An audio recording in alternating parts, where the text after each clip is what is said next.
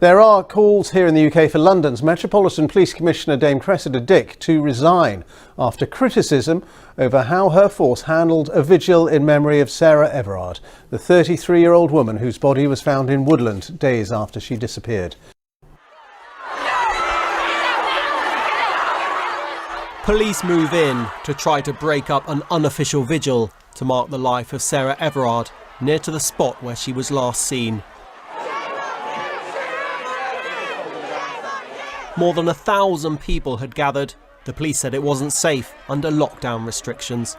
But the organisation Reclaim These Streets, which had cancelled its own plans for a vigil, said it was deeply saddened and angered by scenes of officers physically manhandling women at an event against male violence. As a young woman myself, the Sarah Everard case left a lasting impression on me.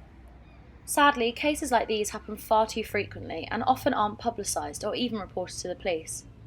I interviewed some students at Sussex University to get their opinion on what changes need to be done to assure safety for women. Have you ever received unwanted attention from a man? Yes, definitely. Yeah. Yes, definitely. Yes. Yes, probably most days. Can you name a time that a man made you feel uncomfortable? A time I can think of recently is when I was out running and a van drove past and I got kind of like shouted at through the window, which obviously made me feel really uncomfortable. And it's not nice not even being able to just like go out for a run by yourself and expect things like that to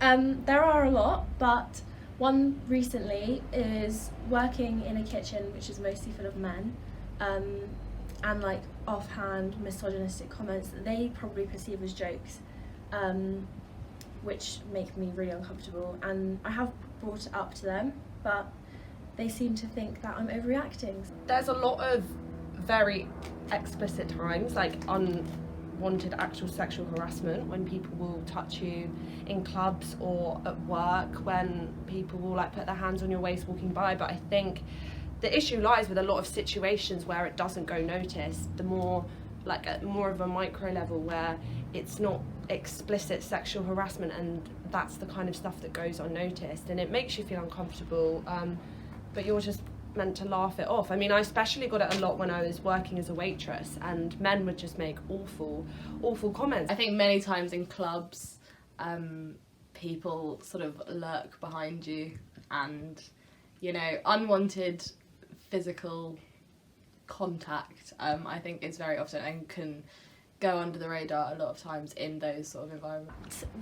I used to work as a waitress, and the manager was a really nice person, but he did make inappropriate comments quite a lot to me and other young women, and he was in his late 30s, which was uncomfortable, and I guess it's the type of thing you get used to, but you shouldn't really have to get used to that. What do you do to feel safe when walking home alone?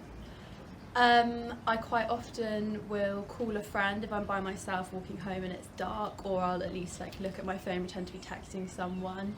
I'll quite often put my earphones in, but I'll not play any music, so it kind of looks like I'm not wanting to talk to it, like not letting anyone engage in conversation, but I'm still, because I'm not listening to anything, I'm like got my guard up kind of thing.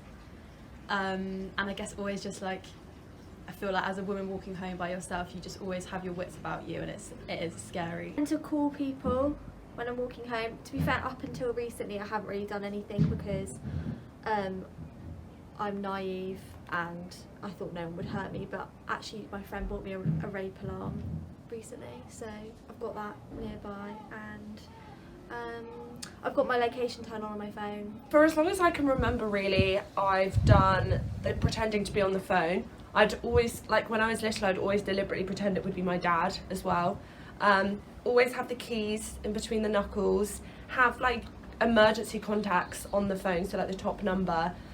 And always text your friend when you're leaving, and then like what time you expect to be back. Sometimes even share WhatsApp location. I think always texting when you get back and when you're leaving. I never make eye contact with anyone walking home either, and kind of try and generally avoid like crowds and stuff. I have a rape alarm, and I gave some to my friends, and I also just like stick to main roads, try to avoid big groups of people. Do you think more CCTV and streetlights is an adequate response to recent events? Yeah, I think so, because I think that was just one step to making people more accountable for things that go under the radar every day and often aren't even considered like a proper crime half of the time. I think the focus is in the wrong place. Like, Sarah Everard didn't get murdered because there wasn't CCTV or streetlights. She got murdered because a man murdered her. Like, the problems don't lie in technology or money that we can throw at things. It needs to lie in educating boys and breaking patriarchal norms that make women feel unsafe at night. I do actually, but I don't think it's everything that can be done. Do you feel enough is being done to protect women on the streets? I think that there's only so much that can be done in terms of like police and like more formal ways of protecting women. I think a lot of it comes from like a cultural shift is needed in the way men think it's okay to act and speak to people and about women. I think there's only so much that the government or anything can do in terms of like streetlights and stuff like that. I think the problem inherently lays with men and the way that they make women feel. So in terms of making women feel safer, I think it lies with them. Only so much you can do, like apart from educating people to not be ignorant.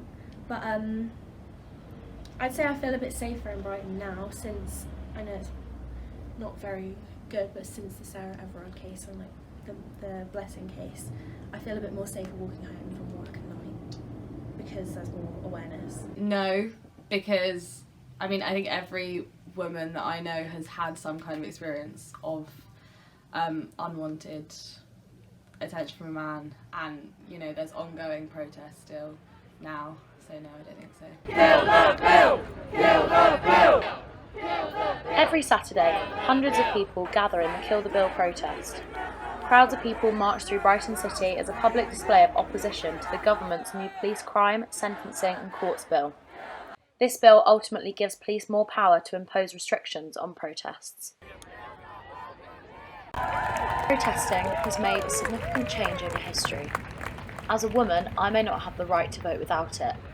Therefore, to enforce a bill that can stop this causes people to become scared to stand up for what they believe in. I, for one, will not be kneeling.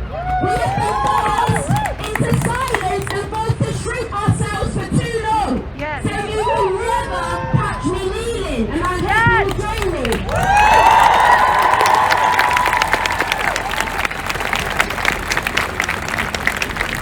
I stand on the shoulders of our ancestors and the giants of those who paved the way for us to be here today.